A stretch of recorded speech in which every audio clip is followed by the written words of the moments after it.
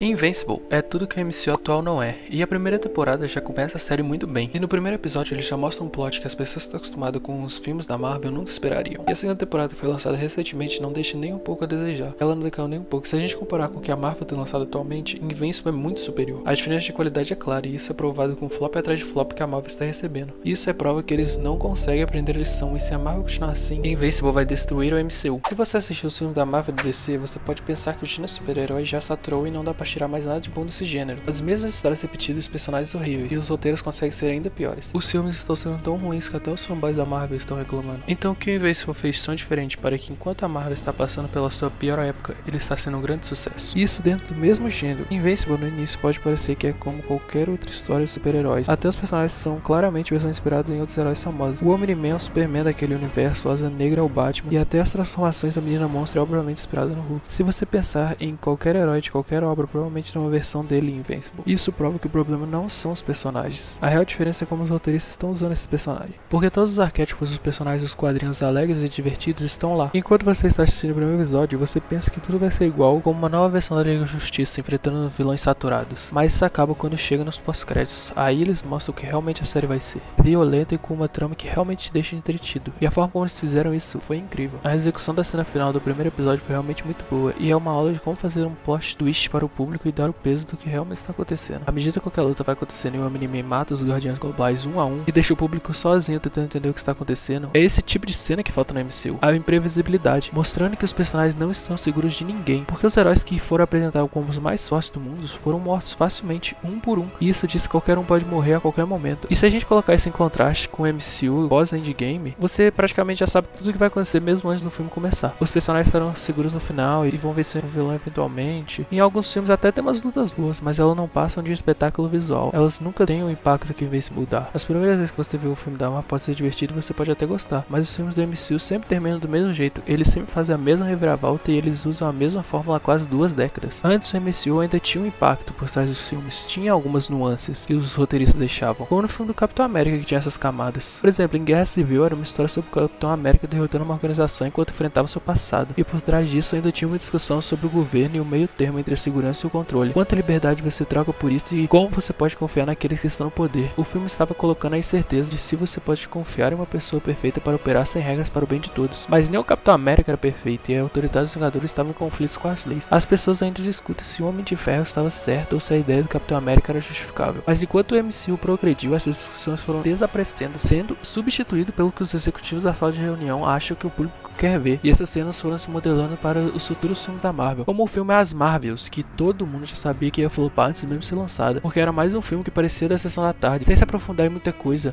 que Invincible faz muito bem. Tipo quando a primeira temporada de Invincible foi lançada, quase ninguém falava mal da série em nenhum aspecto, exceto sobre o namorado do Mark, a Amber. Isso porque no início da série mostrava o Mark tentando equilibrar sua vida de herói com a sua vida normal, e o Mark muitas vezes deixava a Amber de lado, por ele ter que salvar o mundo, e por causa disso ela ficou várias vezes com raiva do Mark, porque ele não dava atenção pra ela, e até chegou a falar que se ele fizesse isso mais uma vez, eles iriam terminar. Até aí tudo bem, porque na visão da Amber, ela não sabia que o Mark estava se sacrificando para salvar o mundo. Mas depois do Mark tomar uma das surras mais brutais que vemos ele tomar, ele ficou extremamente machucado e teve que passar dias no hospital. Mas para manter em segredo sua identidade, a Ivy falou para Amber que ele tinha sido atropelado por um ônibus. E ela não mostrou muita simpatia pelo Mark. E esses pontos aprofundam mais os personagens, porque não é como se todo mundo fosse perfeito. Na verdade, a Amber foi bastante egoísta. E ela demonstra mais egoísta ainda quando é revelado que ela já sabia que o Mark era um super-herói ao mesmo tempo. Mas ela estava chateada que ele não confiava nela. Isso sim são atitudes reais que aconteceram na vida real, coisa que no filme da Marvel não tem. É apenas uma história meia boca que foi corrida para faturar mais dinheiro. E mesmo a Amber tendo essas atitudes, na segunda temporada ela teve uma evolução de personagem. Ela entendeu que o Mark é o super-herói e tem obrigações a cumprir, e que isso é mais importante que ela no momento. Como na cena que ela diz que não precisa se desculpar por estar indo pelo espaço salvar bilhões de vidas. O Mark estava tentando se desculpar, ela nem tinha falado nada. Bom, mas o que eu tô tentando falar com isso não é que a Marvel é horrível e que nunca teve filme bom. É apenas minha opinião como fã. E eu sei que tem muita gente que concorda com isso. A Marvel tá saturando todos os seus filmes porque eles estão focando em quantidade em vez de qualidade. Eles ficam lançando filme após filme, série após série, sem dar tempo de ninguém respirar, nem os próprios roteiristas. E por conta desse prazo apertado, o MCU virou essa bagunça. E se eles não entenderem isso nem melhorarem, pode ter certeza que a Marvel vai falir, porque os filmes vão continuar sendo igual ao último que ela lançou, que deu um prejuízo enorme pra eles. E o Invincible contorna esse problema de uma forma bem mais simples, porque os produtores não ficam presos em fazer vários filmes, séries e spin-off igual a Marvel, que fica lançando o tempo todo, e que são lançados ao mesmo tempo. Os produtores de Invincible se baseiam apenas no material que já foi criado e deu certo nas HQs, e eles não se importam em ter um prazo grande para adaptar.